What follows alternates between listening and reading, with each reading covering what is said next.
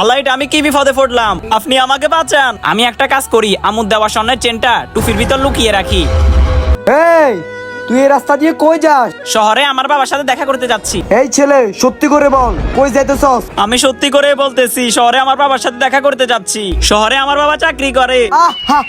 এই তোরা এই ছেলেকে চেক কর, যা। বস, এর কাছে তো কিছুই নেই। কি ওর কাছে কিছুই নেই? এই ওকে আমাদের আস্তানে নিয়ে আয়। সত্যি করে বল, তোর কাছে কি আছে? আমি আমার মায়ের স্বর্ণের চেন নিয়ে আমার বাবার কাছে যাইতেছিলাম। কি সত্যি সত্যি স্বর্ণের চেন? কই রাখছ দেখি। এই তো চেন। আরে তুমি যদি একটু মিথ্যা কথা বলতা তাহলে তোমার মায়ের স্বর্ণের চেনটা বেঁচে যেত। আমি এর চেয়েও আরো বড় সম্পদ রক্ষা করেছি। আরে সেটা আবার কি? সেটা হচ্ছে আল্লাহ তাআলার হুকুম আর আমার মায়ের দেওয়া শিক্ষা।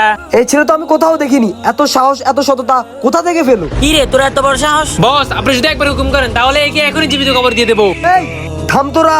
আর আমাকে আল্লাহর সামনে মিথ্যাবাদী হয়ে দাঁড়াতে হবে না। বাবা তুমি আমার চোখ খুলে দিয়েছো, আজ থেকে আর কোনো খারাপ কাজ করব না। হেদায়েতের মালিক হচ্ছে আল্লাহ। কমেন্টে আল্লাহর নামটি লিখে যান।